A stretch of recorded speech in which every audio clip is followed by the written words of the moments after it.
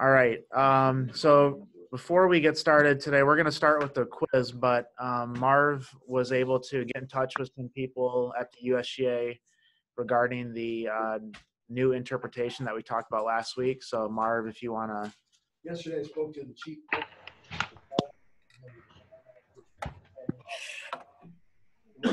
If you have a ball marker that is larger than 2.0 inches in cross section in any direction and has a line on it, and you mark the ball and you lift the ball. Kyle, we can't hear. All right, we're gonna say it again once he's done. So, yeah, we just hold on one sec. I'll try and speak louder. All right. Well, Thank you.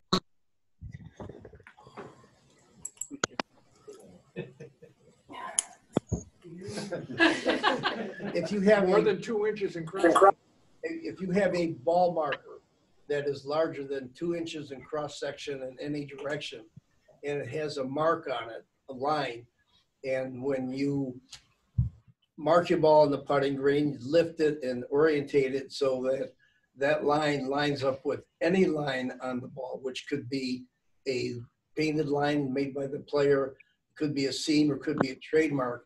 You have an alignment situation and you are in breach of the rule. If no matter the size doesn't matter if you don't have any line to indicate it. Also, if you use anything that is an alignment tool, such as like alignment rod that players carry, then that is automatically, doesn't have to be any 2 inches. That's automatically alignment in your breach of 438. But otherwise, like I say, it's something that we'll probably never see. I mean, people are using coins, small ball marks or whatever. If it's less than 2 inches and you have a mark on it, it's not a penalty. It's got to be 2.80 inches and larger. has anybody ever seen anybody mark like that? Mm-hmm. You know what, like golf house and engineers, they get all kinds of crazy stuff. Perceived advantage.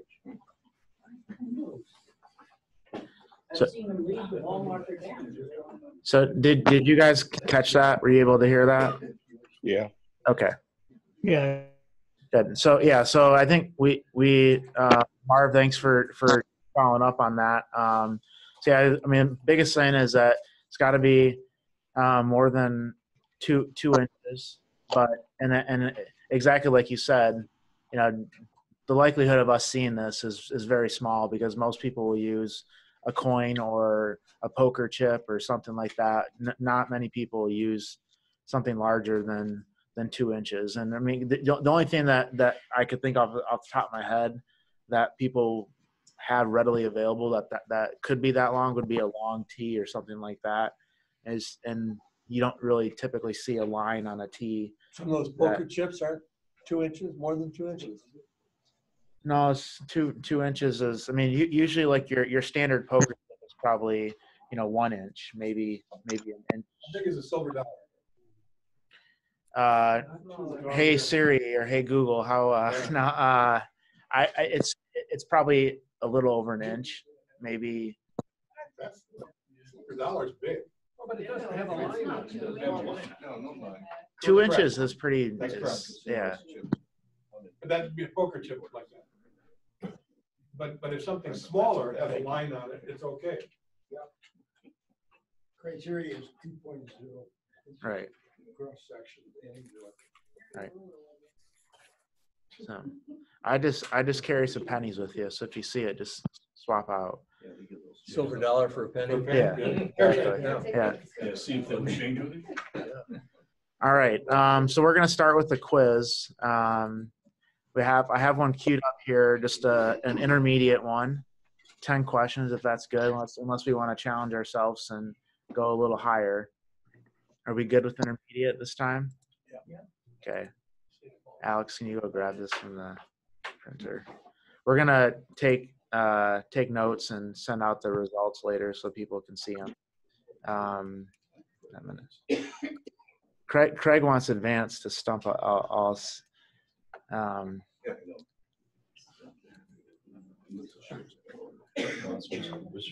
my gosh. Oh geez. Gene, I'm working on making it bigger for you. All right. Is that? No, that's too big. Jeez, these computers, what the hell? Here we go. All right. So if a ball has been played from and is no longer in a bunker, the player may not touch or smooth sand in the bunker if the spot or smoothing is on his or her line of play. True or false? False. False. Okay, and why is it false and not true? Because you're no longer in the bunker. Yep. So once the ball leaves the bunker, we can smooth without restriction. Yes. Yeah. Correct. All right. Does anybody know where the references are that they make? I mean, are they available online or? So they're internal references, but once we hit submit, it will give us the reference to the rule. Well, No. I take the thing online. And Yeah. I see the reference. Google I believe that those are like they have a queue of 500 questions. That it's just a question number, I believe, but yeah, right, exactly. Unless they're mixed in that 500 questions that Mick loves. So sorry, I had to. But okay, when dropping a ball in the relief area under a rule, the player must let go of the ball from a location at knee height so that the ball does not touch any part of the player's body or equipment before it hits the ground. True or false? True. Okay, so it's got to be from knee height, not above knee height. It's at knee height, and it has to hit it cannot hit the player, their body or their equipment before it hits the ground or hits the part of the.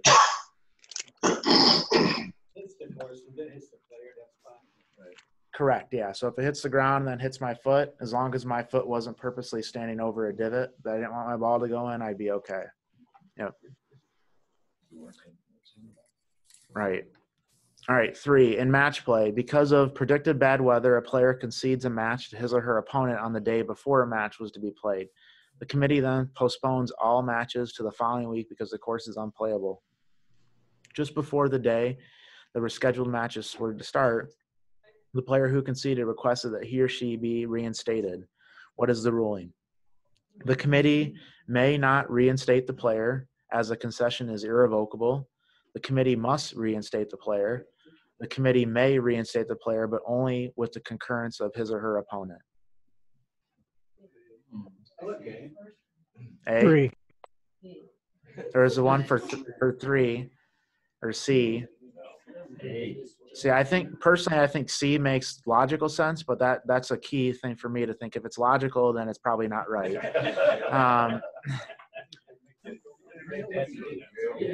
So we're gonna go with A. So once we concede, it's over. I think it's A. We think it's A. Everyone's going with I'd A. like to think it's C, but Okay.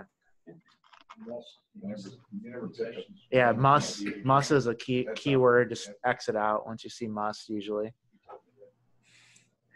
In match play between A and B during the play of the 10th hole, A, whose turn it is to play, suggests to B that B play first to save time because A must return to the 9th putting green to recover his or her wedge that he or she had left there. What is the ruling? There is no penalty. Such procedure is allowed in these circumstances. Both players must be disqualified for agreeing to ignore the rules. Again, it's match play. Although the players are subject to disqualification for agreeing to ignore the rules, the committee would be justified in waiving the penalty. Okay, so it's A here because we know that there's that exception to play out of turn to save time. But I think we talked about it afterwards, but last week. But we'll reiterate today. But that is a transactional agreement, not something that you can agree for the entire round. So it's per shot. So it's not we can't sit on the tee and say, okay, we're going to play out of turn in match play. It has to be situational. So I got to go to the bathroom. I'm going to go first so I can run to the bathroom or whatever. And we're just going to agree that time only. And then every single time we do it, we have to make that agreement. Which is correct regarding relief from an abnormal course condition when a player's ball lies on the putting green? Okay, the player is not allowed relief from intervention by the condition. The nearest point of complete relief must be on the putting green if there is a nearest point of complete relief. Right. If there is no such nearest point of complete relief, the player may still take relief by using the point of maximum available relief that is either on the putting green or in the general. C. Okay, so there's lots of votes for C. So so the reason it's not A, the player is not allowed relief, so they are able to get relief from an abnormal course condition. Or another way to, when you see that word, just put an example in there. So you could have a ground under repair or temporary water. You use an example, but the player can get relief from that, depending on depending on what it is and then where it is on the golf course. But in the case of temporary water, the player could get relief from that. And then we have, it's not B, because the nearest point of complete relief does not have to be on the putting green. It can be. The word must is in there, so that's the key. Just cross it out. But yeah, so there's plenty of times where we go back to this temporary water example, where we're taking our relief and our nearest point might be on the fringe and not on the green, and that's okay in this case. All right. 6, a ball in motion after a stroke from the putting green accidentally hits a person or an animal. Which is correct?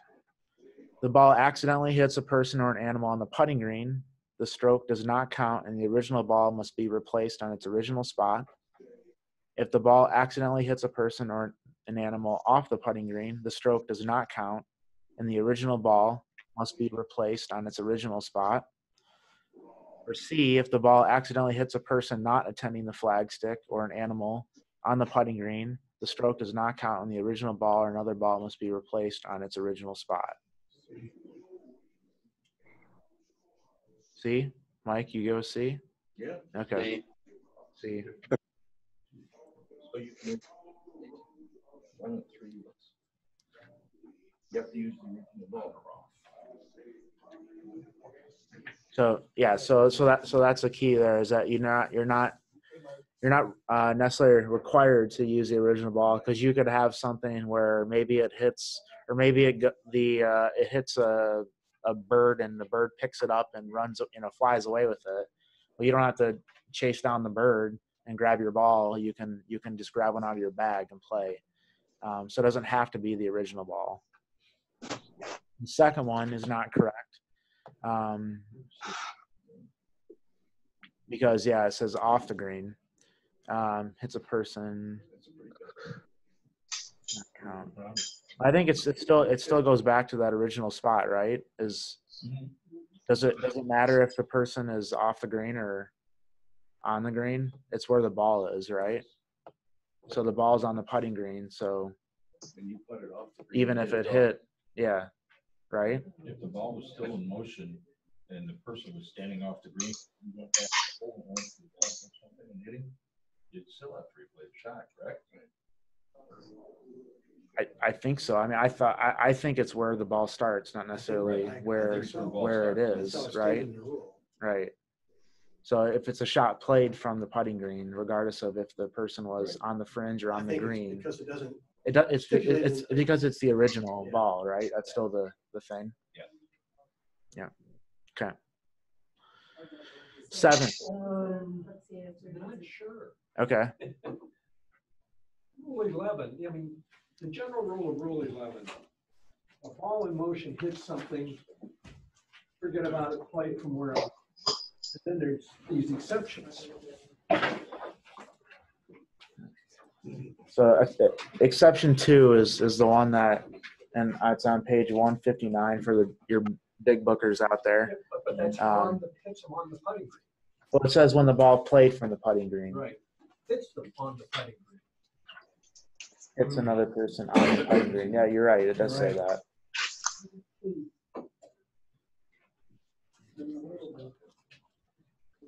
So it may be that the overall rule applies and you just play it where it lies.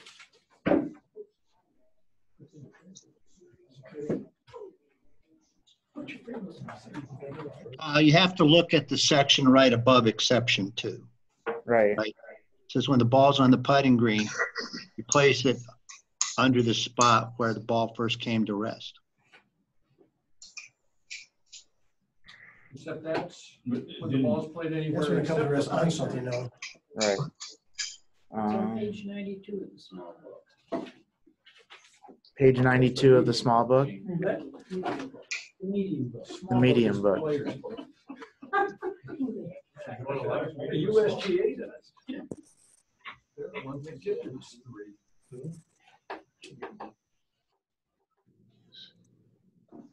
Clarification on insects. The game shouldn't be that hard, should it? It's the exception too. It says when the ball played from the putting green accidentally hits any person, animal, movable obstruction on the putting green. Which isn't this Does not case. count. The original ball or another ball must be placed from its original. All right. Does not count. See, that's. Okay. So I mean, it's. I think. I mean, it says which one is correct. So we know that this B is not correct because either because of the original ball or because it's off the green. We're not sure which one, but. And A is wrong. It doesn't exclude the guy. A is wrong because it doesn't. If you hit the guy holding the flagstick, it's an entirely different ballgame.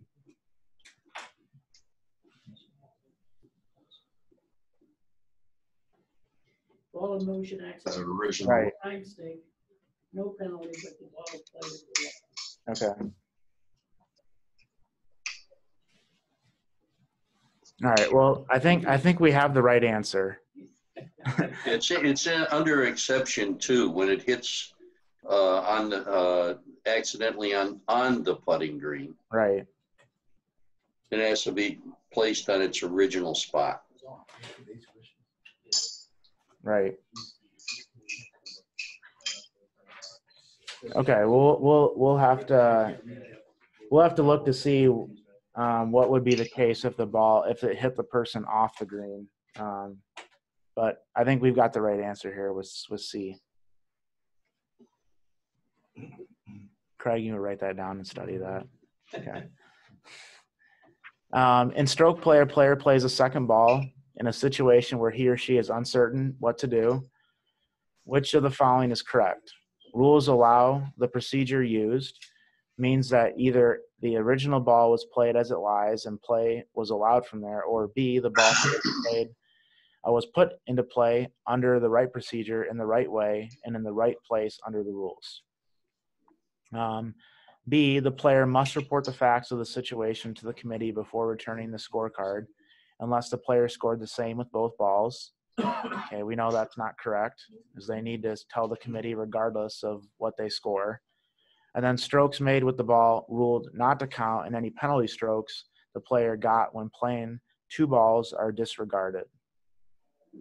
Okay, and that last part is the issue there, because if you whatever ball is to count, if you get penalty strokes with that ball, we're going to count those. So then that long, difficult answer on number A is, or number A, and A is our correct answer here. Because we do, in stroke play, we can do 2 balls. And that typically will mean that you play it one from where it is, and then one where you think is right, or in this case, that was put into play under the procedure. That is correct. All right. 8. In stroke play with the player's ball on the putting green, a player's caddy touches the putting green with the player's club and pointing out the line of play without improving the conditions affecting the stroke. What is the ruling? A, there's no penalty. Okay. And B, there's a 1-stroke penalty. C, the player gets the general penalty. So we have a lot of support for A here. There is no penalty, and that was a change now that we can now touch the player or the caddy can touch the player's line or indicate the line of play by touching, provided that they move before the player hits, and that they're not improving the lie or tapping down something that they shouldn't be able to tap down. You say improving the conditions, the player can tap down spike marks. Can the caddy tap down spike? Sure, Okay, but well, he's improving the conditions. well, but that's certain damage that can be repaired. So if there's let's say for example the greens were aerated and you go up and the caddy goes up and fixes that, you can't fix those. So that would be something that would be improving or affecting the conditions of affecting the stroke. Can't pull a mushroom out without the committee's approval. Is that true? Yeah. Well, yeah. Yeah. It was Right. in the old book. It's Right. not there anymore. Uh-huh. but- Yeah. Our world is more relaxed on mushrooms now. So. No, you still got to get the committee. They're legal. All right. Well, the smoking ball too. All right. In stroke play, a player takes lateral relief from a red penalty area. The player properly drops the ball, but it rolls and comes to rest more than 2 club lengths from the reference point. The player plays the ball. What is the ruling? There is a 1-stroke penalty. The player gets the general penalty, or there is a total penalty of 3 strokes.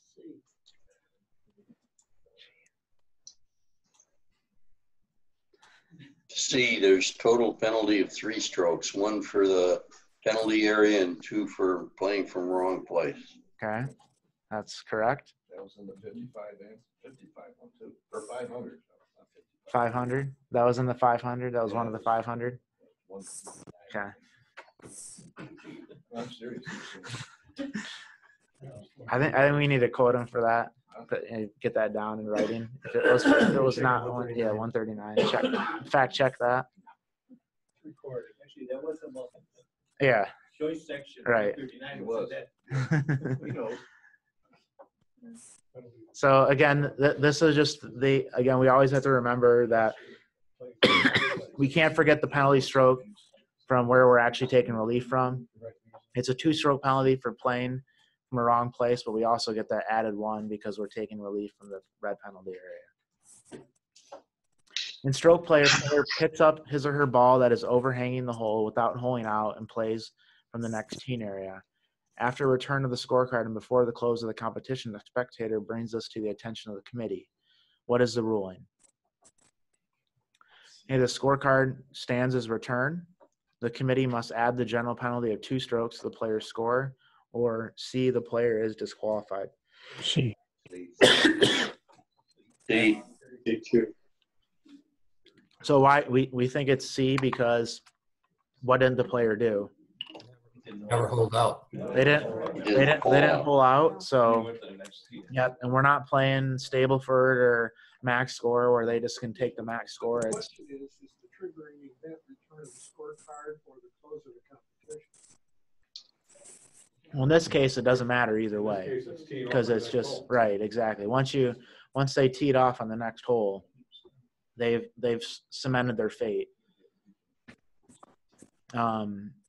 If it was a different type of penalty, you'd have a different, or if it was the last hole, then you'd have to worry about when was the score returned.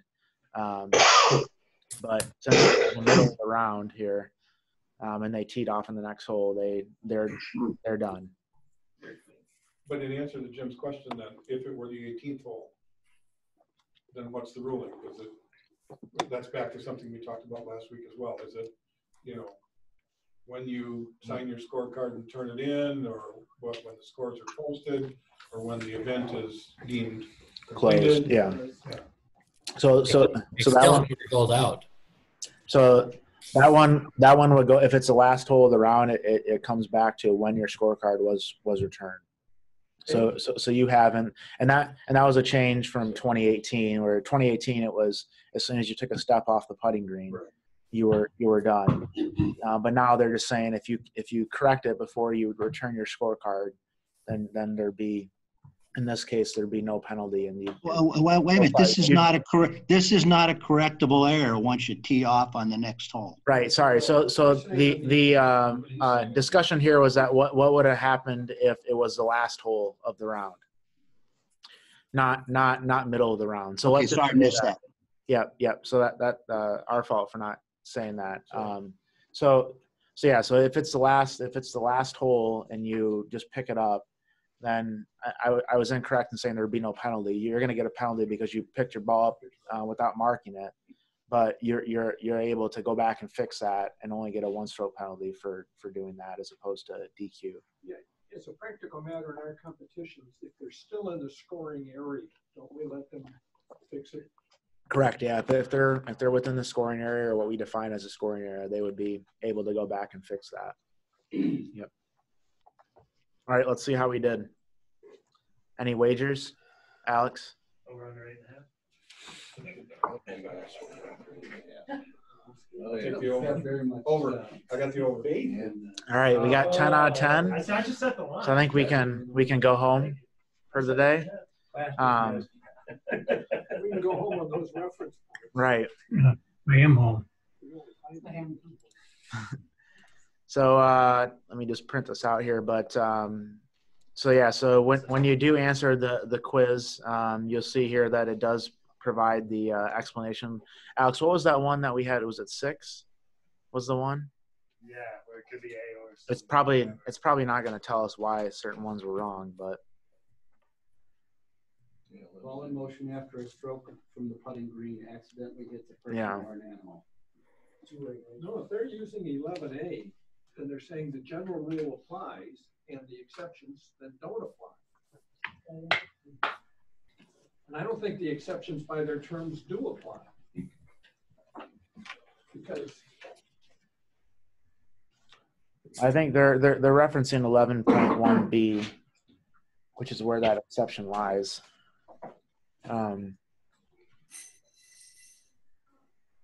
Yeah, we'll have to investigate further what would be the case. It's not right is because it says any person, and that's the way the USGA writes things.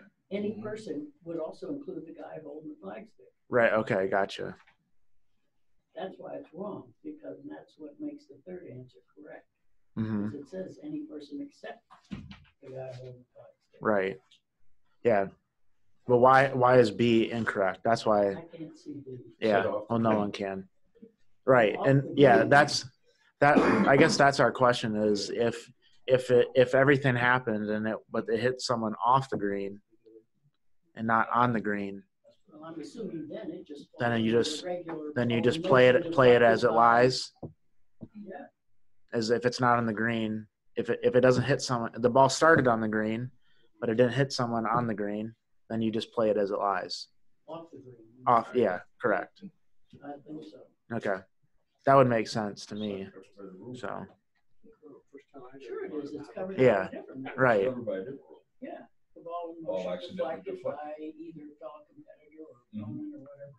It happens to be. yeah, that's the A part of the rule. The Right. general rule of 11 is ball in motion hits something. Under the new rules, ball in motion hits something, forget about it and play it as it lies. The rest of Except, the rule says right. except. Right. Yep. Okay. All right.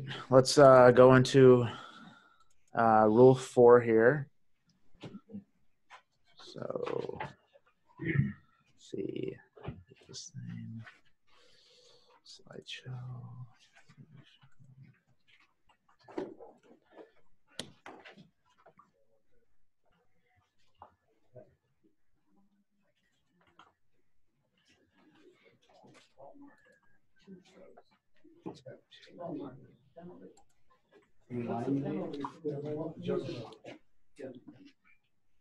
General penalty the first time, correct? And then Well, if you're using bad equipment, the second time's DQ. right. I think we'll get to it in a little bit because we're going to talk about that today. But I believe the second time it'd be a DQ.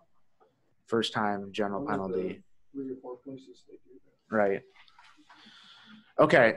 So we're going to talk about the player's equipment, including that 2.1 inch or 2 inch ball marker with the line on it. So Rule 4 covers the equipment the players may use during a round based on the principle that golf is a challenging game in which success should depend on the player's judgment, skills, and abilities. The player must use conforming clubs and balls, is limited to no more than 14 clubs, and normally must not replace damaged or lost clubs, and is restricted in the use of other equipment that gives artificial help to his or her play. For detailed requirements for clubs, balls, and other equipment, and the process for consultation and submission of equipment for conformity review, see the equipment rules. So there's a set of equipment rules that don't live in the book, but live on the USGA website that we consulted last week when trying to figure out this question. And then the other thing to think about this too is that there's quite a bit of new technology. And as Marv talked to someone at the testing center, at the USGA testing center, which is one of two in the world, the RNA is the other one.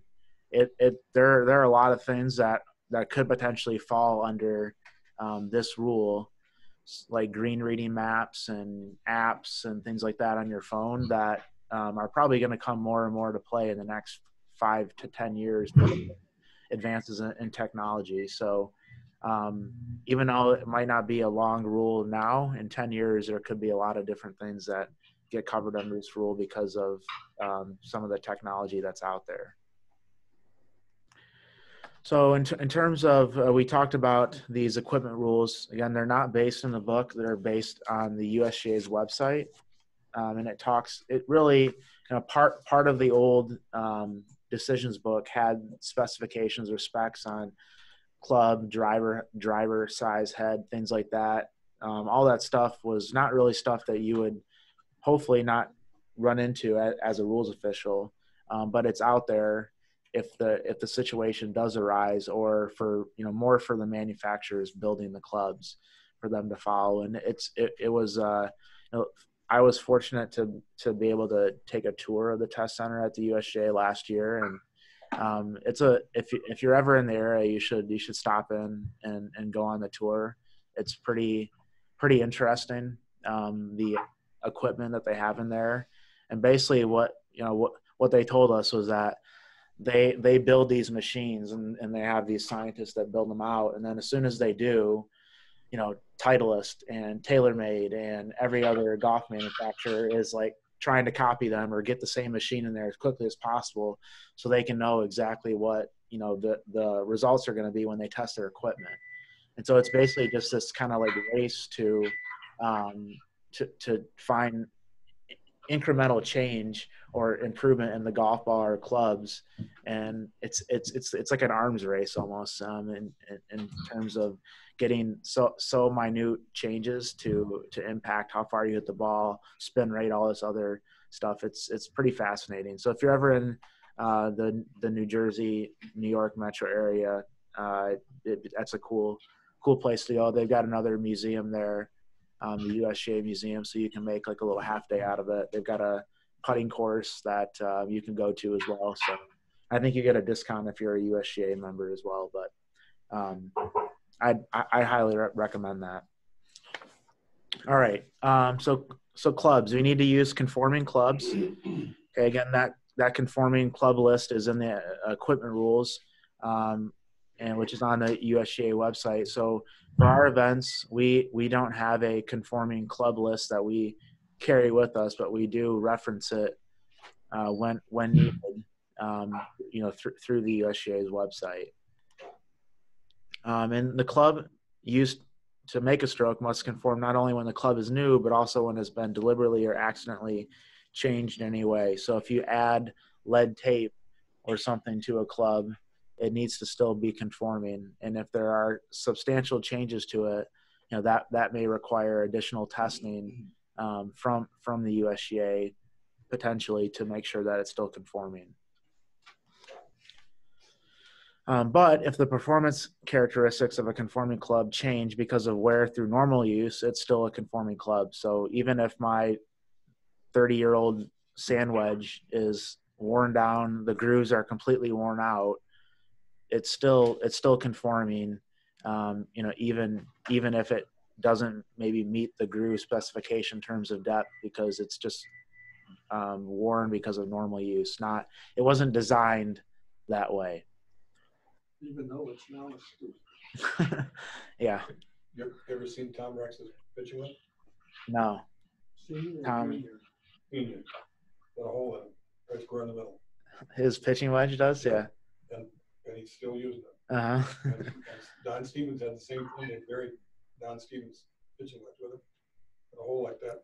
I mean, and it was about that deep. Right. And that's how pure they hit the ball. Wow. Yeah. I mean, ask Tom. Yeah. Tom will show you his pitching wedge. It's Uh-huh. pretty cool. Yeah. That's cool.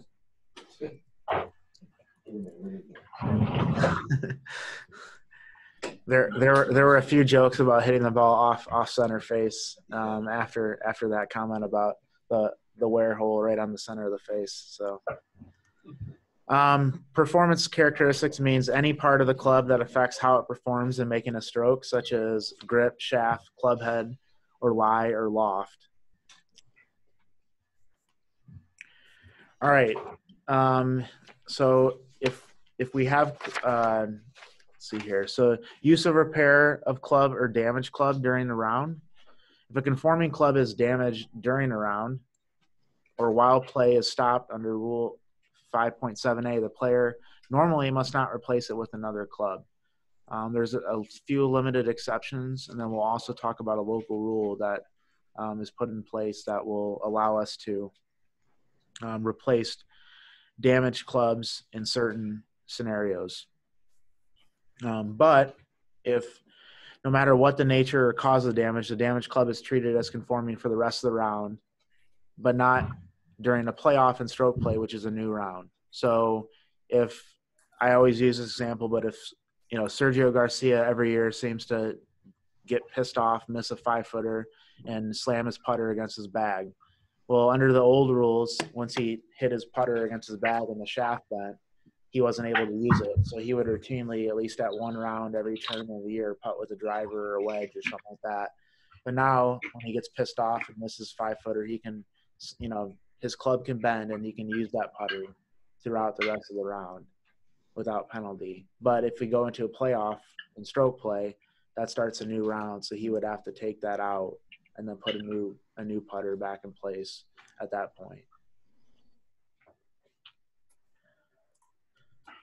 The club can also be repaired by restoring it to as nearly as possible to where it was before it was damaged.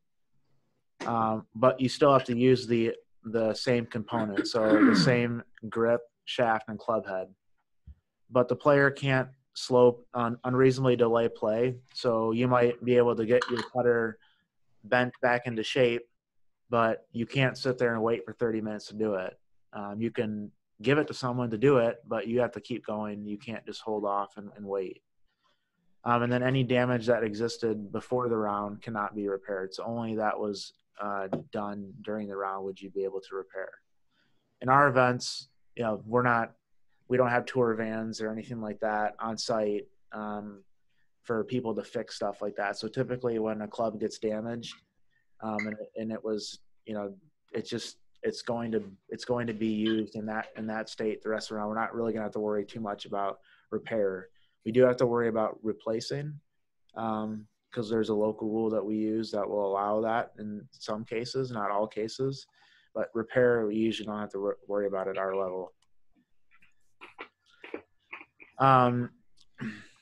So damage during a round means when the when the club's performance characteristics change because of any act during the round, including while play is stopped as well. Whether they're making a stroke or taking a practice swing or whatever, or if they're abusing it or throwing it, or if it was run over by a golf cart or dropped on a cart path, whatever. It doesn't really matter how it gets damaged. It's just that defines it as damage if it does become during the round or when it stopped. But a club is not damaged during the round if its performance characteristics are deliberately changed by the player during the round. So we'll talk about that in a second, but basically that would be those adjustable clubs that have adjustable lofts or settings, fade, draw, neutral, whatever. that's not damaging around a club when you change those. And so you're not able to change those. So if you start your round with your driver, your 3-wood set in, draw mode, you can't come to the 4th hole and it dog legs to the right. You can't all of a sudden change that to a fade. You're stuck with the way it was when you started your round. But if it became loose, you could tighten it back up to where it was before, or it somehow moved in your swing, or while your clubs were, bouncing around, you can move it back, but you can't move it from one setting to another.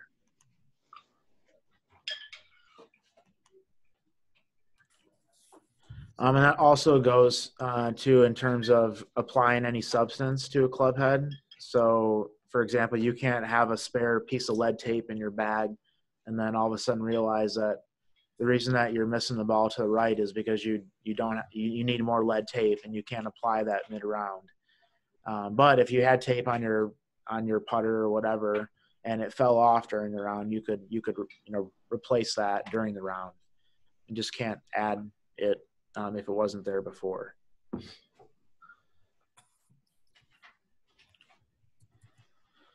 And then this exception here is just telling us that it's not necessarily a penalty if we do change or adjust our settings. It's only going to be a penalty once we hit a shot and we do that. So as long as we fix it before, there's going to be no penalty, and we can continue using the club in the state that it was prior to when we adjusted it. So if I'm sitting on the tee and I adjust my driver setting to draw, and then JW tells me, hey, you can't do that, I switch it back, I can use that club, and there's no issue with that. If we do, yeah. I got an interesting question. Impact tape that's used to give you an indication of, On the face. on Right. the face. Is that, could you use that in a round? And listen, my question is I started playing and I had left it on the face of my club and from my lesson, and when I started playing, I realized it was still there. Can I take that off? Could I put some additional on, and is that a problem? Yeah, so the question was around like the impact tape or a tape that you would get when you're getting fitted or maybe having a lesson or something like that. I'd have to see. I mean, I would imagine that the principle would be similar, is that if it's on there and you realize it and you take it off, it's not a problem. But in terms of hitting the shot with it on there. So that was actually the question that came up in the rest of the discussion. Right. Could I put it back on to see if I was hitting it where it was supposed to? Right. And so the answer was obviously no at the time I was playing, because I wasn't. But right. That was the gist of the discussion. Uh-huh. We all laughed about it, but yeah, let's see. It's in here. Just a question. Yeah, no, it's a good question.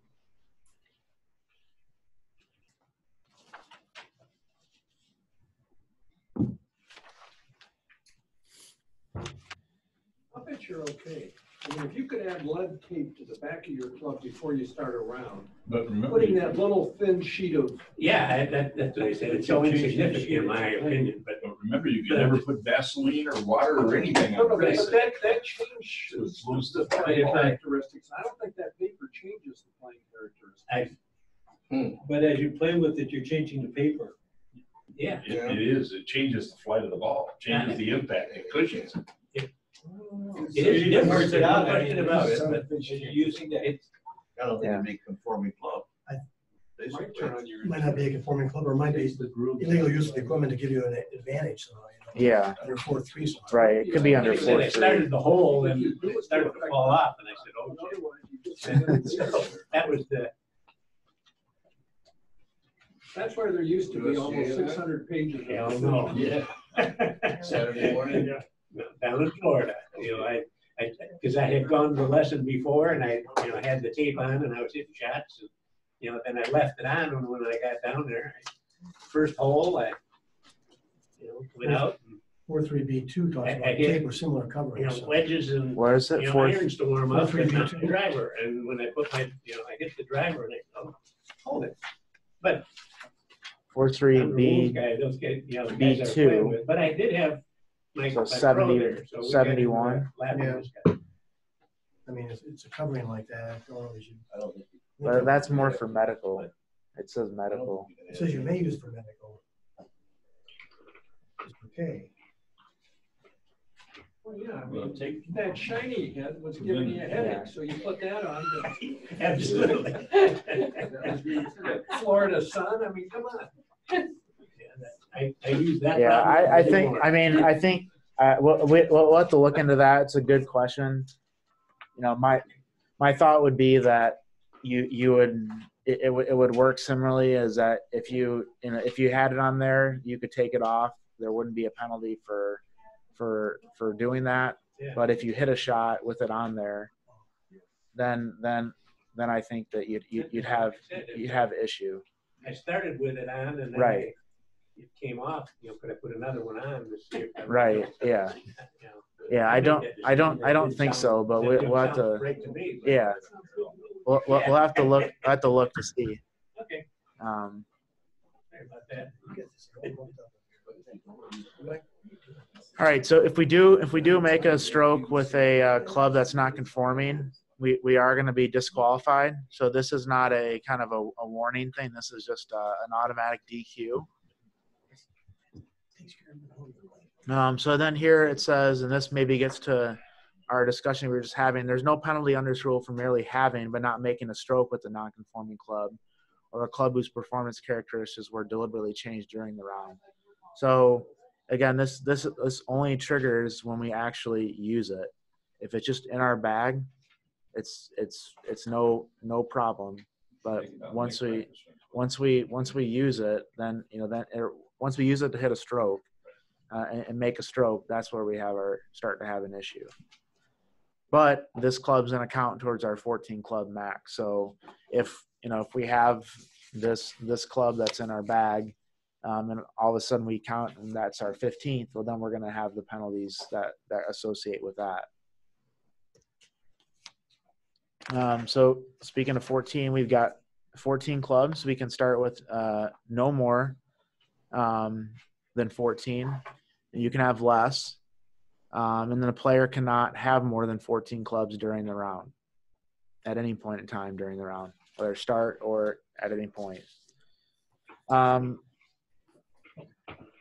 If the player starts a round with fewer than 14 clubs, he or she can add clubs during the round up to 14.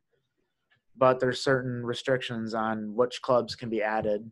For example, you can't add your partner's club if that's one of their clubs. And you guys already have a combined total of more than 14. Or you can also add a club that is, non-conforming without having issues with that as well. So, but typically, I think most people know this. But as you know, when we're starting, we tell people, make sure you have 14 clubs or less in your bag. And most golfers are good about this and understand this rule. Do they have to get rid of the golf club if they have a 15 club? Can they have that in the golf bag and just stipulate I'm not going to use it? That's one 15 club. Right. Yeah. They just need to declare it out of play, so they can they can just tell the group, hey, I'm not going to use my 6-iron today. They don't need to flip it over or take it out. If they want to do that, that's probably recommended, but they're not required to take it out of the bag. And then when the player becomes aware that they have more than 14 clubs, they must immediately take the club out of play using the procedure that we'll talk about here in a sec to take clubs out of play. If the player started with more than 14 clubs, he or she may choose which club or clubs will be taken out of play. But if the player adds a 15th club or more than 15 clubs, then the ones that they added during the round would be taken out of play. So they don't get the choice if they added it on the second hole and it was club number 15. They have to take that one out. But after a player's round of start, if the player picks up another player's club that was left behind or was mistakenly put in the player's bag, maybe you're sharing a cart and Craig accidentally puts his wedge in my bag, I'm not going to get penalized for that, just because Craig was, not responsible and couldn't keep track of his own bag. Yeah. But if it is, if it's in there, let's say I pick up someone's club that left it 2 holes behind or whatever, I can't say, hey, well, I could use a 60-degree wedge that I picked up on this shot. I can't use that for my own shot. I have to use the clubs that I started with. We can't share clubs except when we're playing in partner games. But if we do share clubs, we just the total cannot be more than 14. So if Lee and I are partners and we want to share our clubs, if we each have 7 clubs, that's okay. But if he has 10 and I have 7, that's a problem.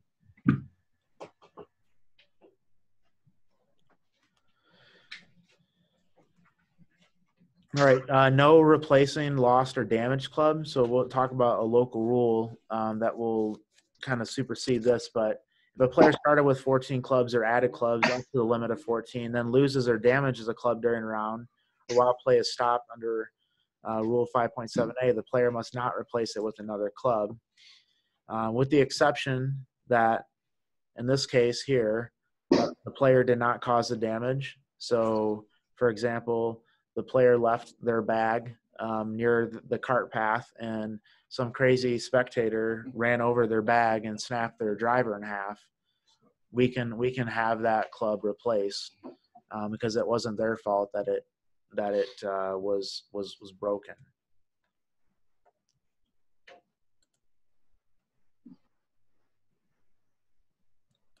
Okay.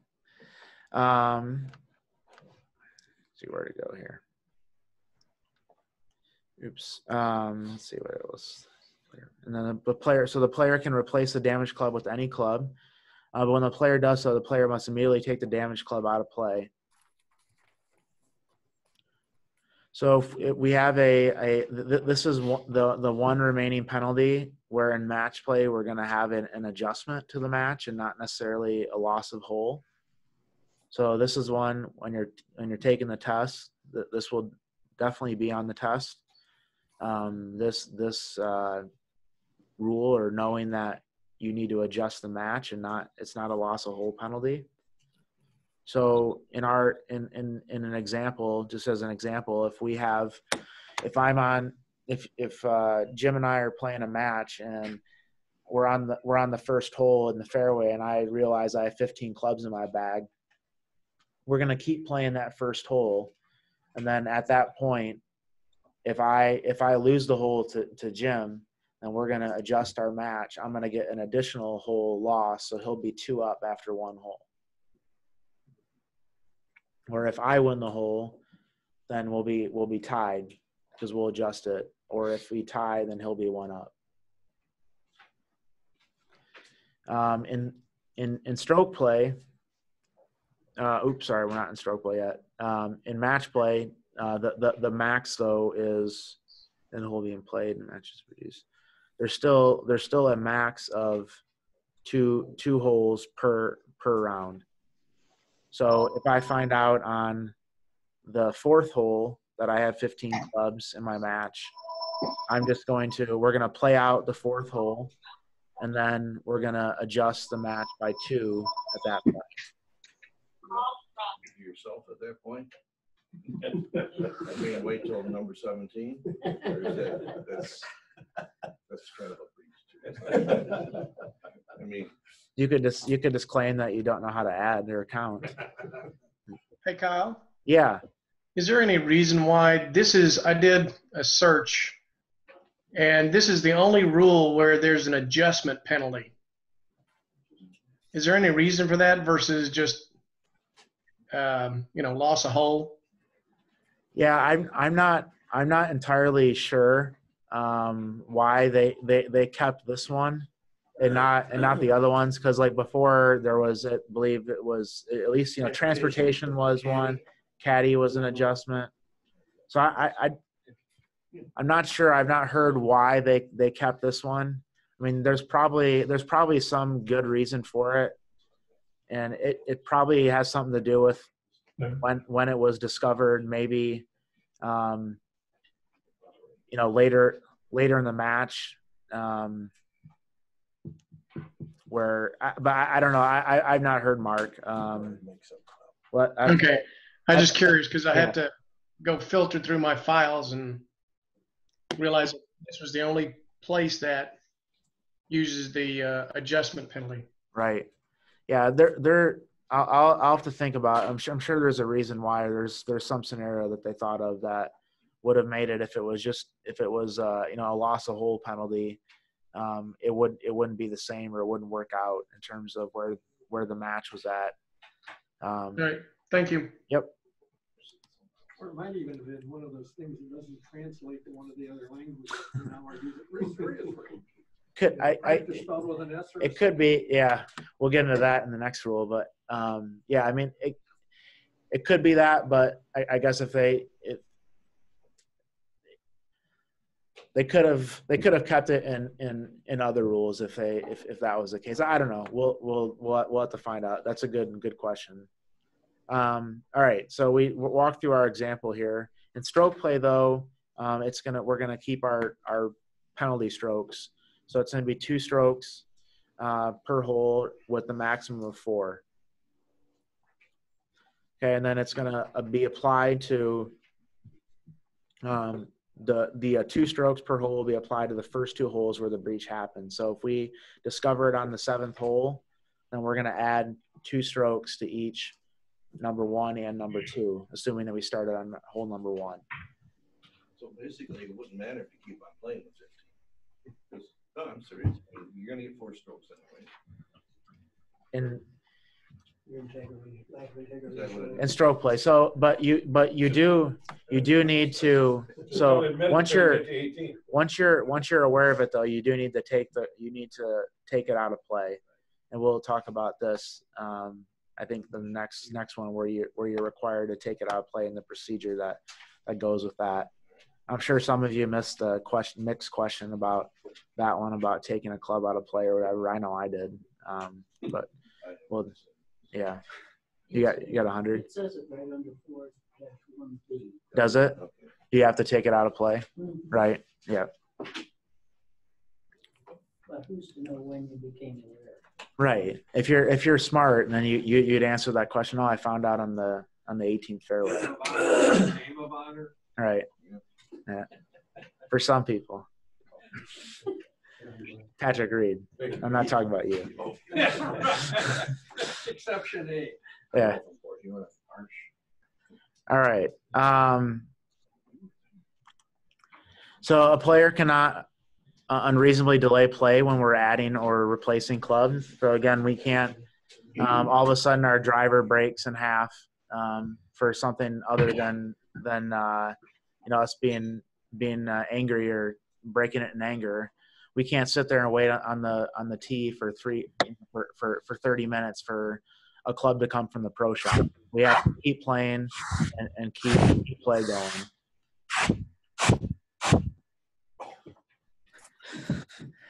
And then we cannot add or borrow any club from anyone else who's playing on the course, even if the other player is playing in a different group or a competition.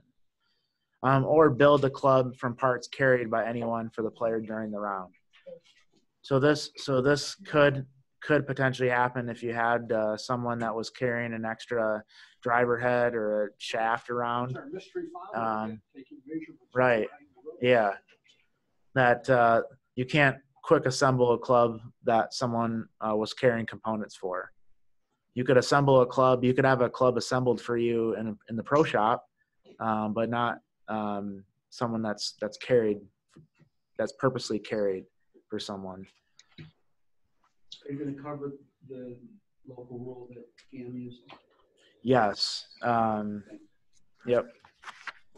Let me make sure. I probably skipped over where that was supposed to be in my notes. 1.3. Yes. I think I have it coming. I have it coming up here. Yep. Okay, so player becomes aware of the breach while playing the hole. The penalty is applied at the end of the hole being played. In a match play, the player must complete the play of the hole. We talked about this, and apply the result of that to the match score, and then apply the penalty to adjust the match score. So we're going to continue in match play, continue playing out the hole, and then add it after, or take into account the adjustment of the match after that. If a player becomes aware of the breach between two holes, the penalty is going to be applied at the end of the hole just completed, not the next hole. So just an example of that would be if we were walking between hole number 1 and number 2, and when I realized I had 15 clubs, I would not be penalized for hole 2, just 2 strokes in stroke play for round 1. Or hole 1. Okay, so model local rule that the GAM uses. So model local rule G9, replacing a club that's broken or significantly damaged. So this was put in mid-year last year. I forget the exact date, but this is on our hard card, and was in our local rules for USGA qualifiers. The USGA asked us to use this. But basically, all it's saying is that we can replace a club that was damaged or broken, provided that the damage wasn't done on purpose and it wasn't done out of anger. So if we, take our club and snap it over our leg, we can't replace that. But if the club happened to get dropped on the cart path and it cracked in half, we would be able to replace it. And then for the purpose of the local rule, a club is broken or significantly damaged when the shaft breaks into pieces, splinters, or is bent, but not when the club face is only scratched. The club head is visibly and significantly deformed. The club head is detached or loose from the shaft, or the grip is loose. But this exception here, the club face or club head is not broken or significantly damaged solely because it's cracked. So we actually had a scenario happen last year at the Orchard Lake Country Club in our US Mid-Am qualifier. So we had a player's we good? There is no G9. There is no G9. Well, it was added after, Everybody's looking. Clarification. it was a clarification added later on. The actual book was published. Read it.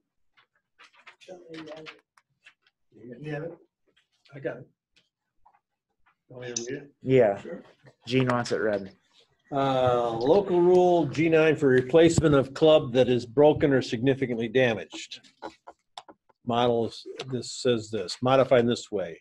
Rule 4.1b parentheses 3 is modified in this way. If a player's club is broken or significantly damaged during the round by the player or caddy, except in cases of abuse, the player may replace the club with any club under Rule 4.1b parentheses 4.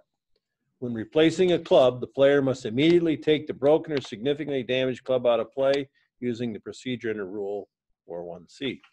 For the purpose of this local rule, a club is broken or significantly damaged when the shaft breaks into pieces, splinters, or is bent, but not when the shaft is only dented. The club face impact area is visibly deformed, but not when the club face is only scratched. The club head is visibly and significantly deformed. The club head is detached or loose from the shaft, or the grip is loose. Exception, a club face or club head is not broken or significantly damaged solely because it is cracked. Yep. So we had it at Orchard Lake Country Club last year, US Mid-Am. I think JW was the person that brought it to our attention. Or was it Mike? Oh, or both? 1-2 Yeah, but basically the driver had a crack in it, and we determined that it was not significantly damaged, and that the player could either continue to play with it, or but they were not allowed to replace it. I think if I remember correctly, the player just decided not to use it because they didn't Actually, want to. yeah, he used the 3 with the next 2 holes. Yeah. You know what, out of it better. Right. I mean, it goes down the fairway. Yes. Yeah. So it's probably a good thing for the player that they moved to a 3-wood. A little bit more control, but Wasn't there a similar issue at the crack club, and the player teed off with a crack club? We said it was cracked, and then we found out he actually It was damaged damaged. it on the. Yeah, he didn't know it was cracked. He said it was damaged. Yeah. And he was damaged before the round started. Yeah, Right. he damaged it on practice tee. Luckily, we got reading involved. Cleared it right up. 4 holes later. Yeah, seems to me there was a lot of this going on at that. There was a lot of things going on in that. Wasn't there? Sorry, I apologize. Making I didn't even bring process. that up. I remember we that got it well. right. We got it right. Well. Right? We got it right eventually. I don't know. No, I don't think we did. No, we didn't. We didn't get it right. You told them This you year. told we'll them have it right. after. We never really realized it was damaged before the round. What didn't become clear until After the round. much later on. Yeah, I think I was So after we the talked round. to him after the round, told him the committee made an error. He should not have been allowed to replace the club, which helped that player later on during the what Florida Cup or what Atlas Atlas Cup, yeah. because they were playing a match play and he called another player on the same problem. Yeah. What am I getting here? You've got a club that you have ruled that it's not significantly damaged and therefore the player can't replace it. So you just take and tack it into a tree and make it significant. Yeah, but that right? yeah, but that's purposely. That's abuse. Yeah, that's You wouldn't be able to replace it. yeah, that's abuse. I guess is the terminology. So it'd be the same thing if I hit a bad tee shot and I snap my driver, I can't fix or have that replaced. But if it just happens, yeah, On purpose. I would say yes. Yes, on purpose, Is yes. this dealing with the drivers that are, their face is cracked or something of that nature, and all of a sudden the guy's losing 30, 40 yards because of that cracked face on the driver? It could be, yeah. I mean, so if you hit a tee shot and all of a sudden you hear something crack, and it basically if the crack is maybe significant enough. Oh, sorry, Dennis.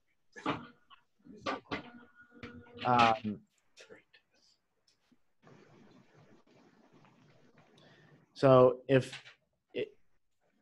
it is significantly cracked enough, so if there was a big crater or crack right down the middle, then you would be able to replace that. But like in our example that we had, the crack was very, very minor and it was very difficult to see. You could really only see it if you tilted it a certain way with the sun. On a driver? It was on a driver, yes. So that it's our decision where it fits.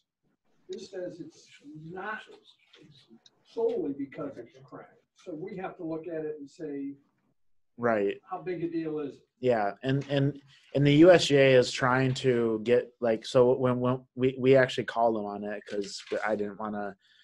I wanted to make sure we did it right because it was a USGA qualifier. If it was a GAM qualifier or whatever, but I actually like that one. But yeah, I mean it was so they asked us to take a picture of it to send it to them because they're trying to come up with a kind of a gallery of what this is supposed to look like. But yeah, maybe. But I mean, I think like, yeah. And really this rule was put in, or this local rule was put in as a common sense measure. I mean, I think this was probably the most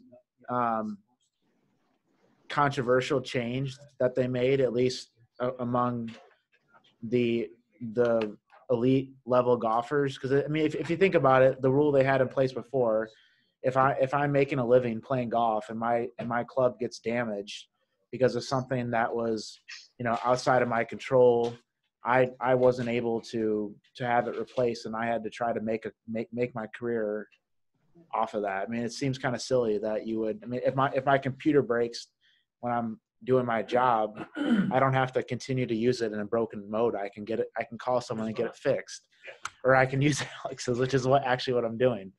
But I think it was just a common sense. But it does bring up the scenario where you have to determine, well, was it done in anger? Was it abuse? And then also, what is, significantly damaged or deformed or whatever you want to call it. But 9 times out of 10, we're going to give the player the benefit of the doubt, and we're not the experts on these clubs, and we don't know if the fracture is X inches or X milliliters deep. It doesn't. I mean, we're not going to decide that. We're just going to look at it and say, okay, if it does look like it's going to have an impact on performance, then we're probably going to let the player replace the club. All right, so the procedure for taking clubs out of play.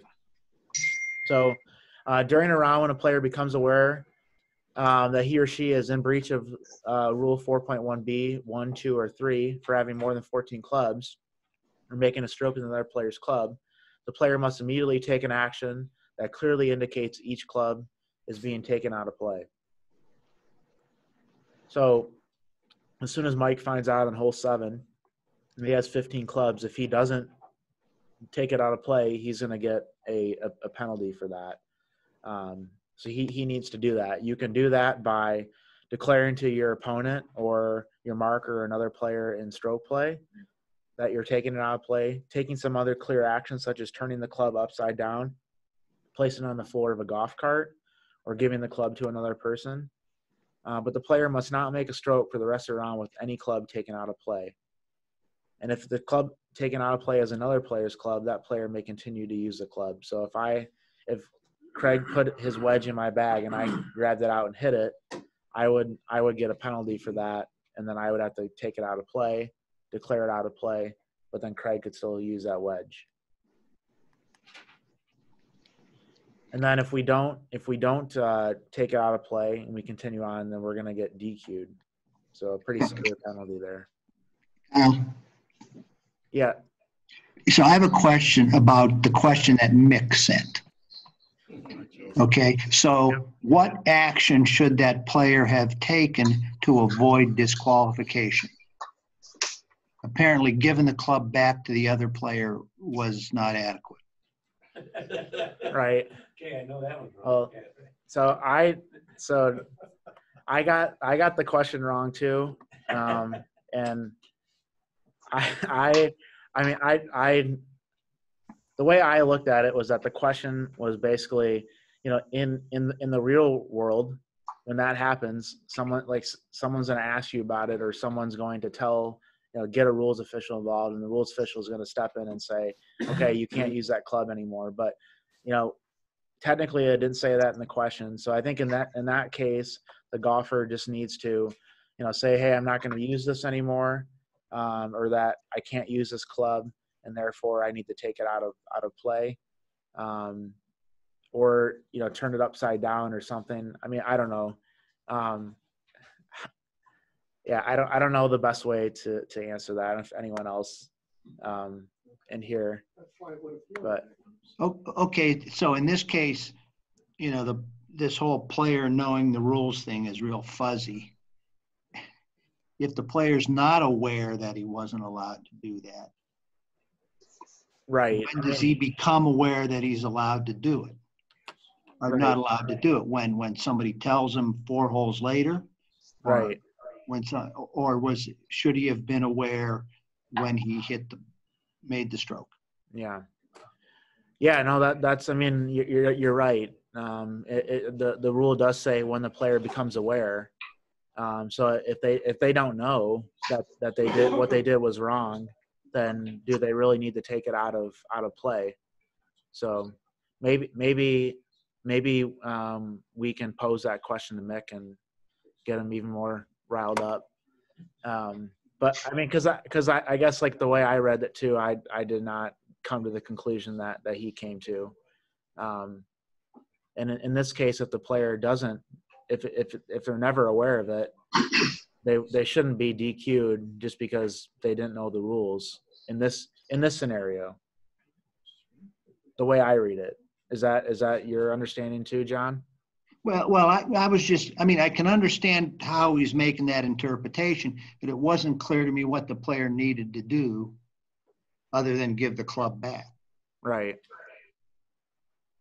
Yeah, I'd have to reread the question to see if it was, in there that the player discovered that it was not his club and they knew it was their 15th club. But I think that would play a role in the actual outcome of that question. I mean, if I were the coach, I would certainly be disturbed that the player didn't know that, but right, sure. It just wasn't clear to me how the player should have proceeded in order to avoid the disqualification. Mm-hmm. Well, Kyle, is it because he didn't take the club out of play? And that's the reason why under 4.1c? Right. That's the DQ part? That's a DQ part, but our thought was, well, it says here that when a player becomes aware during a round that he or she is in breach. So was the player really aware that they breached the rule in that case? Yeah.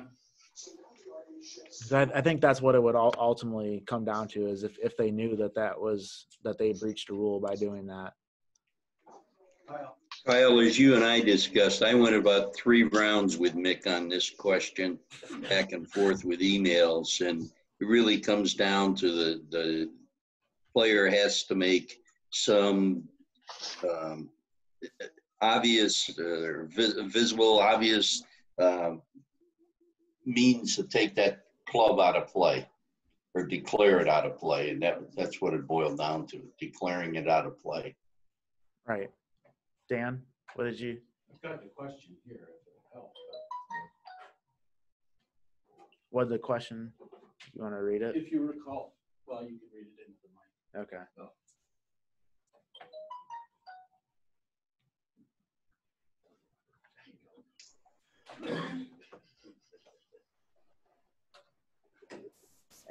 Oh, geez. What is it? Number 2? Yeah, player A practices. No. And then 10. Is it number 10? Number 10. I got it right here. Player A left his putter, one of 13 clubs in his bag. His chip shot from behind the putting green stopped 15 inches from the hole. A player in his group, actually a teammate, handed player A his putter, and player A putted his player A's ball into the hole. Player A gave his teammate back his putter and went to his bag and recorded his score. Player A is assessed general penalty, no penalty, or DQ. So I think it's not clear in there if the player knew they. I mean, the first time I read the question, I thought his teammate was his caddy and he was giving him his putter. So I mean, I'm glad that someone else of great intellect like Craig thought that way too, because at first I don't like how Mick uses his and hers. Yeah. He should be using player A's and player B's. Yeah. Fine. I got it right. Well, that's how they do it down in Mexico. So that's how they do it down in the USGA. Yeah. I mean, I've got an explanation going back to why it is match adjustment now, and it would come out of this. Let's say you and I are playing, and on the first hole I hit my sand iron and I put it in your bag. On the second hole, you reach in your bag and you hit my sand iron mistake. You also lose the second hole to me. On the 5th hole, you realized, I bet I hit your sand iron back on 2. If it was a loss of hole penalty, the question would be, did you lose anything? Because you already lost the hole. A match adjustment means you take 1 hole away from you, which clears up an ambiguity that until we raised it, I'd never thought of anyway. Right. Okay. Make any sense? I think so. I mean, without thinking too deep about it, it makes sense to me. But I know you wouldn't be penalized for too many clubs. You'd be penalized for using the wrong club, and that's a loss of hole anyway. So what I'm saying is that's why they're calling it a match adjustment penalty.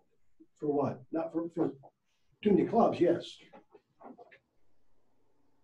Right. Yeah. Because it's Using not. another player's equipment is not a match, not an adjustment penalty. Well, it's the same. It's the same deal. Uh-huh. It's the same. It's the same thing. Understand. If you use a 15th club, 15th club. just think of it that way. It's like if I use Jim's club and he puts it in my bag, it's a 15th club that I shouldn't have hit. I don't think that's having too many clubs in your bag, though. Sure, it is. If it was a hypothetical, maybe that's why they Yeah. worded it that way. We'll have to. I mean, I think just off the top of my head, I think that makes sense. But we'll have to run through some scenarios and. But okay, so if before the round happens, the player becomes aware that they're starting a round, they have more than 15 clubs. The player should try to leave the excess clubs or clubs behind. But they can just take the clubs out of play using that procedure before, so they can just declare it out of the play. They can lay it in the cart. They can leave it with the starter. They can flip it upside down, whatever they want. But the clubs can be kept in the bag, but not used. But they do have to declare that it's out of play. So you might have someone, if you're starting, that has 15 clubs, and they say, oops, and they just turn it upside down in their bag. That's fine. They can take it out of their bag, whatever they want to do. They just need to declare it out of play.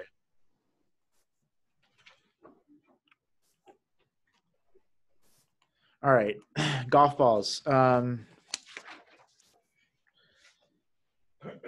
Golf balls allowed must be conforming. So there is a conforming ball list that we do sometimes have printed out available at our events. And there are certain events that we have that do require, all of our events require that we have a conforming ball be played, but there's certain ones where we require a one ball rule that we'll talk about, and setting up a local rule for that for those specific events. The ball must not be deliberately altered, cannot be played. So again, this comes back to, if the player does not make a stroke at the ball, then there's no penalty. But if they do make a stroke, then they're going to have an issue. So this doesn't happen a ton, but you'll see it maybe in some colder weather competitions where people will put hand warmers in their pockets, or they'll have a heater in their cart and they'll put their golf balls between holes or whatever near the heater to warm them up.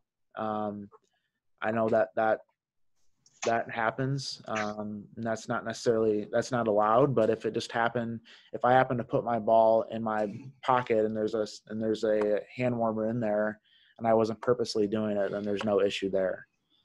That issue at the state with the girls 2 years ago, but they were heaters in the carts that the coaches had, and the other coach was complaining that the girls were getting in the cart and getting warmed up, and he was referring to the equipment also.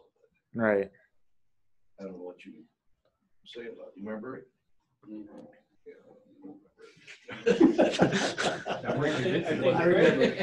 I think Craig was our head rules official. We decided not to penalize the player. Oh, you were there. Okay. There didn't appear to be any deliberate attempt to warm their equipment or warm their golf balls up. Yeah. I mean, it just comes down to if there's intent. I don't think there's any issue with players warming up, as long as it's not slowing play down. Yeah. So it was just a matter of one coach had a heated cart and the other one didn't. Yeah, exactly. Like 25 degrees in. Right. It was probably it's probably the coach that had the heated car was probably from a private school, and the other one was from a public school. So you bring in that whole dynamic. I went to a private school. Just FYI, I want to throw that out there. It was a Catholic school. Oh, for sure. Yeah.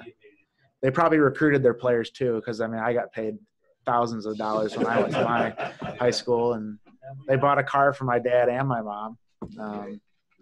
Yeah. All right. If we don't use a conforming ball, we do have a disqualification. Other thing that JW, so I know you asked the USGA, we had questions in the past about different colored golf balls, and you asked the USGA, and they basically told you that anytime the ball is a different color, it as its own listing on the list. So That's even for if you're playing under a one ball rule, right? So even the soccer balls, like you said, that have you don't know, okay, but yeah, but if you're playing a Pro V1, and you have a white Pro V1, same make, same model, and a yellow one, you're actually playing a different ball. Right. Mm-hmm. Yep. It's what 2-stroke penalty for each hole you use. So you can get up to 34 right penalty strokes. Just 2 for the 2 times 2, isn't it? No, I think this one changed. It's not a max anymore. Oh. Yep. I'm not sure it ever was a max. One ball rule. I don't know. You'd have to change Yeah. every hole. Go white, orange, white, orange, white, Well, orange. it says you start with the white, and you go with the yellow for the rest of the round. You're getting 2 strokes every. It says on page 497. Yeah. Golf balls of different colors with identical markings are considered different balls. Right. In the local rule. Yeah. That's in the logo. Right. Yeah. Right. Yeah. Yeah. So if you're not using the one ball rule, sorry, I jumped ahead on that. If you're not using the one ball rule, then that doesn't matter. And let's be honest, no one should be using the one ball rule. But eliminate the use of that this year. Well, it's not my decision. So, but the only ones we use is USGA, right? no, we use it for the men's AM, the women's AM, the GAMs, the seniors. Seniors doesn't use it. You sure? I don't think so. I think they do. The seniors, Yes, they do. I think so, right? yeah. Well, as long as we got you, Lee, what about the super seniors? Oh. And the legends. I'm in the legends now, so All right. Another thing. So if a ball breaks into pieces while we play, that stroke does not count, and the stroke needs to be replayed. So you might see that happen, not in the real world, but on a USGA quiz. Oh, no. My dad's best friend, solid balls came out. Par 3, teed off and split in half. He teed it up again and made a hole in one. Nice. Golf Digest. That's awesome. Paragraph. Great story. That's pretty cool. Does that deal with a cracked ball, or does a broken ball have to be in 2 separate pieces? Yeah. Or if it just has a crack in it?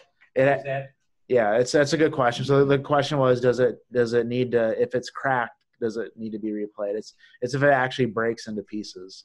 So it'd have to be, separate. If there's a crack, then that's not a replay. There are certain times where we might be able to fix that. No, if it's cracked. So if I hit the ball and I get up there and I see there's a big gash in my ball, as long as it didn't break into different pieces, I'm gonna continue on with that. Then at that point, I may be able to, substitute a ball in that case because it's cracked, possibly, depending on what the damage was or how bad the damage was.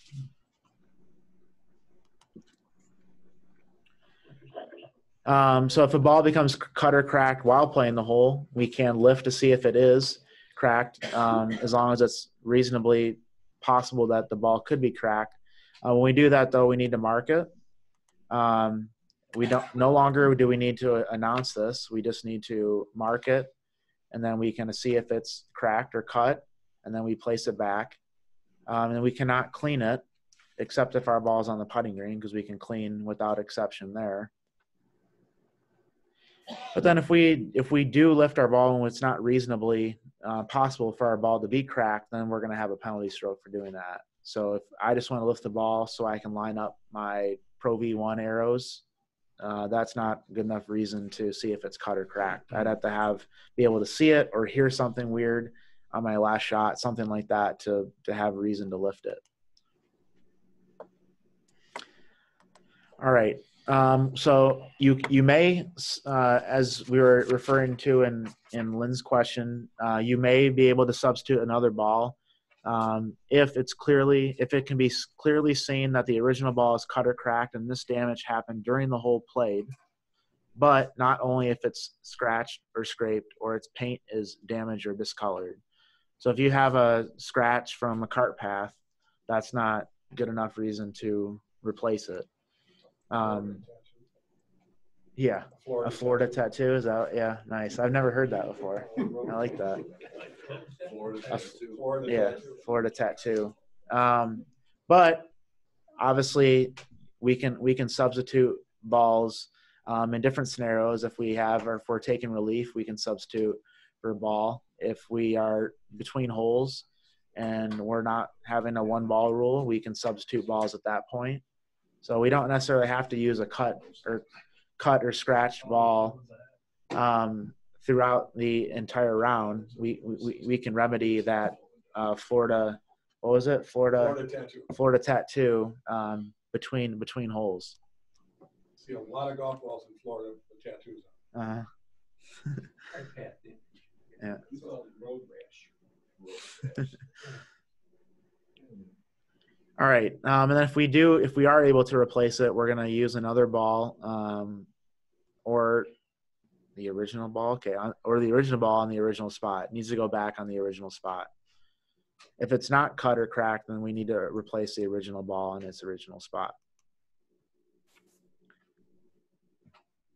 And like we talked about before, if it's between holes or if we're taking relief from a rule or the rule allows us to substitute, we can substitute a ball regardless of if it's cut or cracked. All right, 4.3. Let's see. So 4.3 is going to talk about the use of equipment and some concerns about how equipment is used. Okay, so a player may use equipment to help. Yeah, Jim. Back to the last one. Yep. Sneak this little clause in again. This rule concerns only how equipment is used. It does not limit the equipment that a player may have with him or her during a round. Right. It should be a neon. Yep. Yeah, those purpose statements are. That's rule. Is that a rule?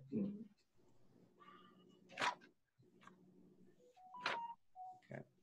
Yep, at the top there. Yep. All right. So a player may use equipment to help his or her play during a round, except that a player must not create a potential advantage. That's a key word there. By using equipment other than a club or a ball that artificially eliminates or reduces the need for a skill or judgment that is essential to the challenge of the game. Uses equipment, including a club or a ball, in an abnormal way in making a stroke. So abnormal way means a way that is fundamentally different than its intended use and not normally recognized as part of playing the game. The rule does not affect the application of another rule that limits actions a player is allowed to take with a club, ball, or other equipment, such as setting down a club or other object to help the player in lining up. So common examples of uses of equipment that are allowed and not allowed. So allowed for distance type is getting information on a distance or direction. So our distance measuring devices are now by the rules allowed, but we can put a local rule to disallow them, which they do on the tours or in our US Open qualifiers or senior opens or women's opens qualifiers. But we can't have a device that measures elevation changes, so slope on a rangefinder is not allowed, or interpreting distance or directional information, such as using a device to get a recommended line of play or club selection based on the location of the player's ball. So some of the apps will have like the intended line for your putting. You can't use that, obviously. Even though getting distance information, just plain distance is okay. So you can't use the device, but you can still use grass. Mm-hmm. Say again? Oh, for wind? Yeah. For yeah. Right, not powder. Yeah, correct. Yeah. Yeah, I know that one's a little puzzling. A little thing of bubbles out Yeah. Yeah. Cigar smoke. Yeah. Right. Yeah, that's weird. Okay, and then there's the local rule for prohibiting the use of distance measuring devices. Again, that's we do that for our US Opens, senior opens, and women's opens.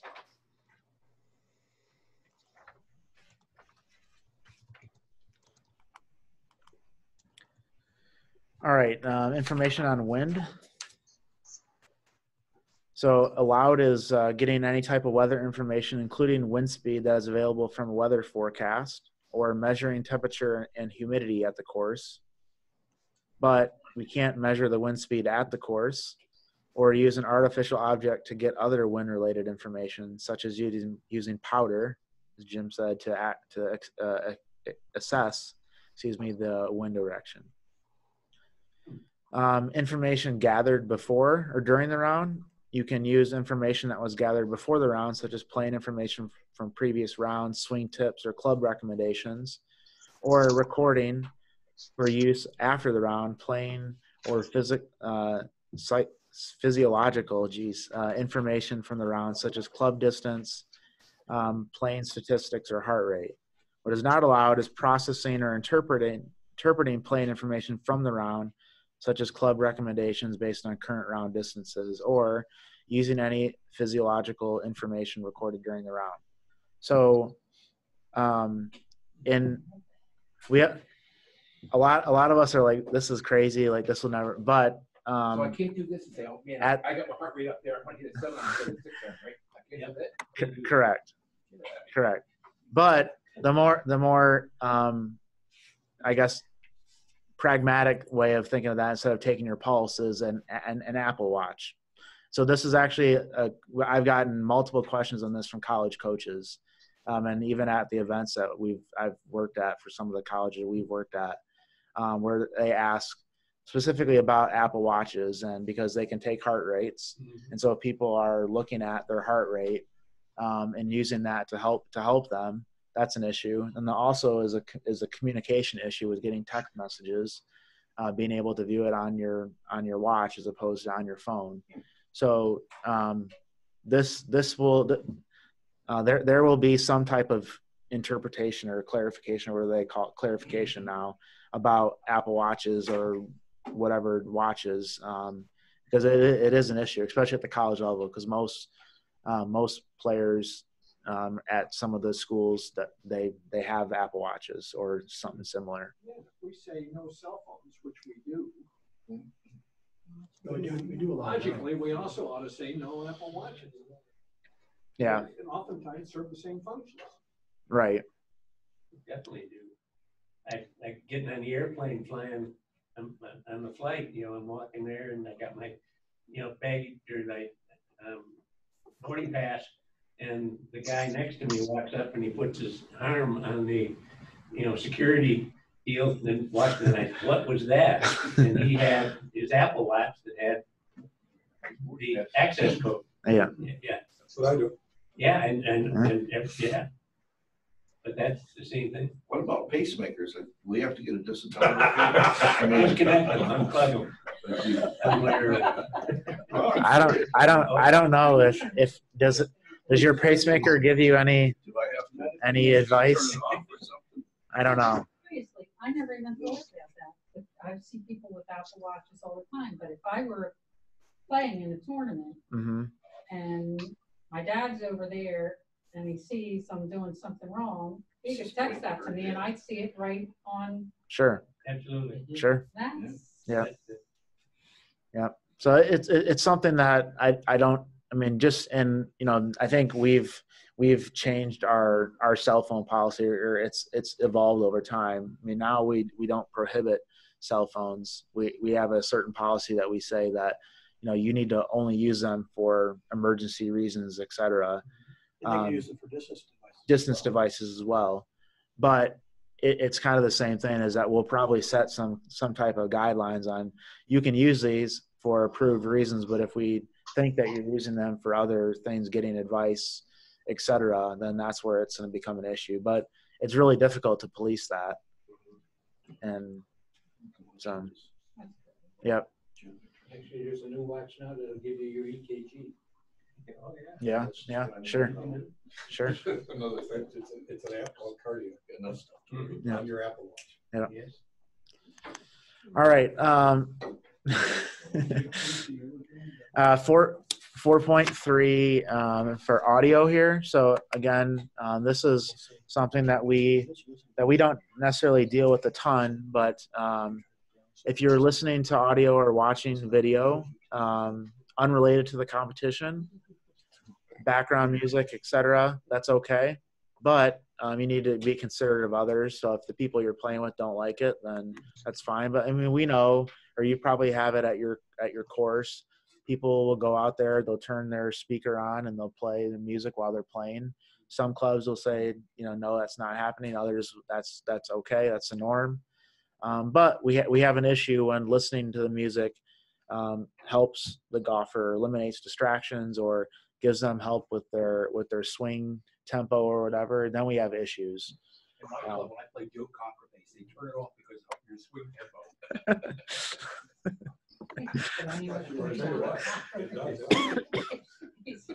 So for certain people, you can definitely make the argument that would help, or it has a calming effect. So I think personally it's a fine line between what is actually helping someone and what isn't. And I think the level of the event matters as well. So like for our GAM scramble that we run, like we would never in a million years, well, I shouldn't say never, but we would usually not put a rule in prohibiting music being played, because it's more of a casual event, and that's kind of who we are trying to attract as your non-tournament type golfer.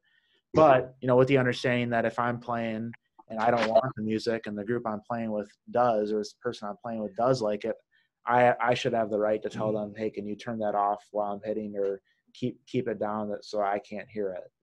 And I think that's probably, I don't know if we have a set policy for our net tournaments, because I'm sure that also happens in our net tournaments. They've got headphones, they're listening to. Yeah, headphones or earbuds would be kind of the same thing, as if it's not helping them. But it would be hard to make the argument that you're not limiting or eliminating distractions by putting headphones in. So I think that would be really difficult to prove. We took somebody out of our club championship because they played with headphones on. Right. That was before the rules said you could have music. Yeah, this is right. That was a couple of years ago. I didn't know. Last year junior tournament, we had like a 10-year-old walking down the fairway. Oh yeah. So we finally had to know what he was doing. Well, I'm just playing video games because I'm bored. Yeah. Between shots, he's playing video games. Right.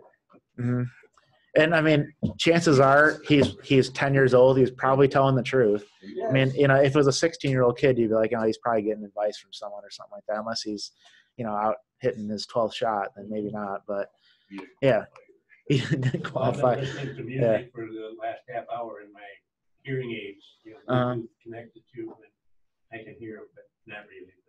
But right. I go for a walk with my hearing aids on. Sure. And I listen to music. Right. And somebody comes up and I gotta find my phone and turn them off to talk to them. But right. I did that. Yeah. That's real. Sure. It's a fine line. It is. I think it's tough, and I mean. And you don't know, really. There's no question about it. Yeah. Like I said, and those kinds of things. Yeah. The fact that there's music, you're absolutely correct. That doesn't necessarily mean that it's helping.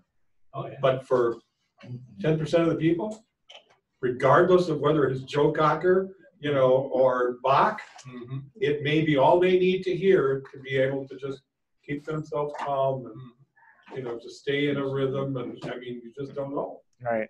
Yeah. It can be impacting, it can be an advantage, and it can be a disadvantage, but it can be. And, right. And if people make that decision, that mentally it's changed the way they look at what they're doing. It's advantageous. It could be. I'm not buying it. If you're listening to music, you're eliminating distractions. Absolutely. Correct. Period. There's no fine line. That's a pretty dark line. Right. Well, no. I mean, dark line. For some people, it's just there. It's just noise, and it doesn't necessarily mean that it's eliminating any distraction. They just have to have some kind of noise. So you're creating. What they want from that. Yeah, they're not done, but I'm done. Is it or isn't it? And that was my point. So. I would tell you GA's that help is, it can be- what I listen to on the way to the golf course is going to affect the way I swing. Always indicates. They call me the dance. But said they don't allow me to listen to music or other audio to eliminate the fact or help.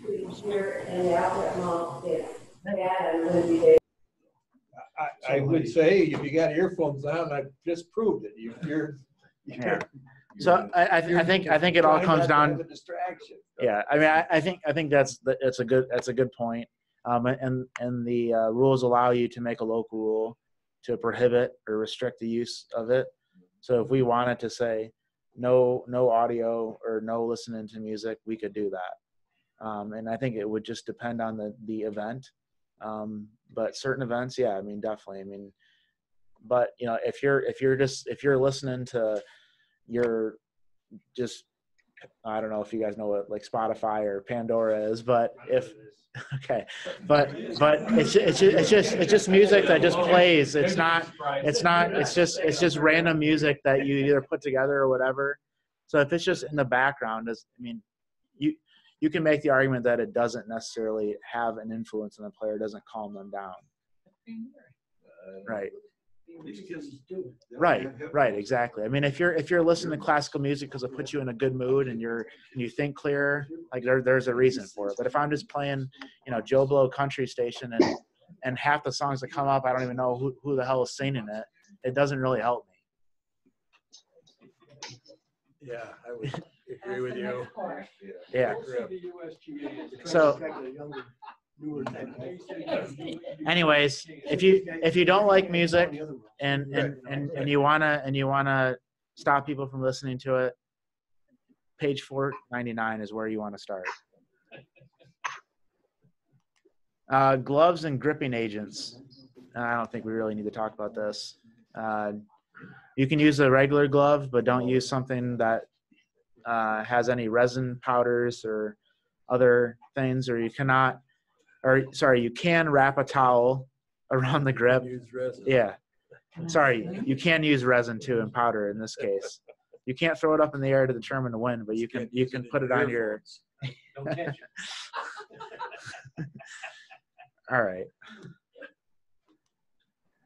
4.3. Where are we at here? We're woefully okay. I got into it with Nick on page 7. Which one is that? One of the questions Nick had on the test, first thing he sent out was player had a non-conforming club, and between holes, the player would take out the non-conforming club and swing it. Right. You know, is that allowed? The way he worded the question, you know, it was, and I went right to here and said, no way, it's not allowed. Those orange whips, you can't be swinging those. That's what I mean. That's not the same. That's not a non-conforming club. That's a practice. Yeah.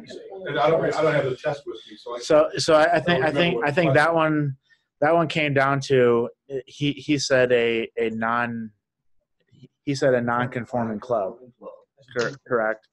So, but here it says, okay, so not allowed, stretching devices, training, not allowed, using any type of golf training or swing aid, such as an alignment, etc., or a non-conforming club to make a practice swing or in any other way that creates a potential advantage by helping the player in preparing for or making a stroke. Right. If all you're doing is taking a non-conforming club out when you're walking to the next tee and taking practice swings with it, isn't that what you're doing? Yeah. That's not allowed. I think what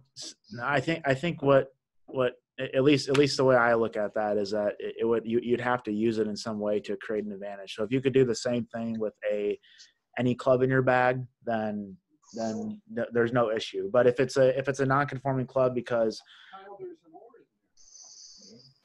the non-conforming club to make a practice swing is one clause. Then it says, or in any other way. I mean, that rule to me, when you read it, says you can't use a non-conforming club to make a practice swing. Right. That's one of the things in the series of items it's talking about. Okay, well, does the modifier by helping the player in preparing for or making a stroke, does that apply to the first or the second or both? I think it applies to both. Correct? I think they're saying it creates a potential advantage to do that. So I guess the way I would look at that and is that if I can take a practice swing with a club that is conforming or not conforming, and why would it doesn't give me an advantage or it doesn't help me prepare for my shot. So I don't know what his that's not necessarily true. You could have a club that has one of those modified grip aids, which would be a non-conforming club. Right. And taking a practice swing. This seems clear to me. Correct. And I think that hold on, Barry. I think, John, that example to me that's a golf training or swing aid, not a non-conforming club. The question in mixed test was, a player has 13 clubs in his bag during a play of a round. One of the clubs is a non-conforming club. Every now and then he makes a practice swing with this club.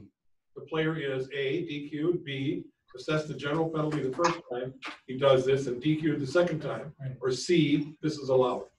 It's not under him. If this is right, it would be B. Is B his answer? C. No, we'll see. So it all goes back down to what we talked about. Like, unless you make a stroke with a non-conforming club. Craig, are you texting Nick? Are you telling him that? No more quizzes. No, I think because you don't make a stroke, and I think it does matter. Maybe, I mean, I'd have to look to make sure I copied the rule right, but I mean, this practice swing with a non-conforming club, if it doesn't help the player preparing for making a stroke, I mean, practice swing helps you prepare. Doesn't it keep you loose? Okay, whatever. It's a silly question. We can agree that Nick is one source authority for the correct answer. He's not going to cave in no matter what you try to argue. Well, that's true. As long as he's in Mexico, we're all safe. When you use the word authority, I don't know where that came from. Well, all right. Self-imposed. all right. Sorry. No, it's all right. Alex, So another allowed or prohibited use of equipment talks about transportation. So we can put a local rule in allowing transportation for certain types of events, whether that's transportation entirely for the entire field, or a shuttle or something along those lines. That's where transportation comes in to one of those accelerating. We talked about it before. The penalty at the end here is first time general penalty, second time disqualification. It's an escalating penalty. That's transportation. Sort of like back at the penalty for match play. Transportation, you get 2 strokes for each hole you illegally use transportation. It's just 2 strokes a hole. Is it? General penalty, yeah. Used to be a maximum, but now it's no longer a maximum. So it's enter a local rule. G6. So page 4, what is it? 497. Yep. That's a local rule. Yes.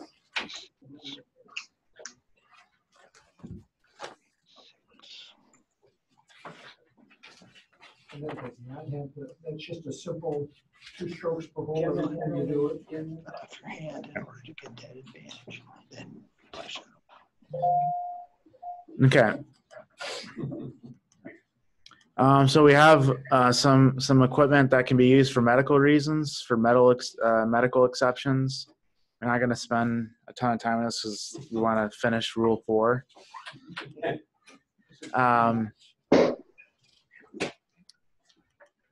All right, we got through Rule 4. All right, well let's yeah, we don't even need to start Rule 5, do we? We'll do Rule 5 and 6 next week. And I think we obviously got stuck on Rule 4, but it is a rule that does come up, and we did take a quiz and we did get sidetracked by some questions, but overall I think it was a good session, and we will cover 5 and 6 next week. One housekeeping thing I should have mentioned before, but if you're trying to sign up for or purchase volunteer clothing, I'm on the website. That's not ready yet. So and I believe that it's not taking your credit card, which is a good thing. So hold off on that until you get an email from us, unless or until you start doing that. So, Chris, did you have something you wanted to say? Or I hate to end your meeting on a sad note, but while you were all in your meeting, we got notice that Dave Schlaf passed away this morning. And I wanted to let you all know I'm about to send an email to the GAM family, but I didn't want any of you in this room to read it while you were in the meeting. So he had, from what we heard, he had just come back from a golf trip and was at the airport, just landed, and he passed away this morning at the airport. So Yeah, he was just at the Evans Scholars. just saw him, we were getting ready to talk about long range planning. So sorry to let you know that. That's tough. So thanks for letting us know. All right. Well, appreciate everyone on the call and coming here.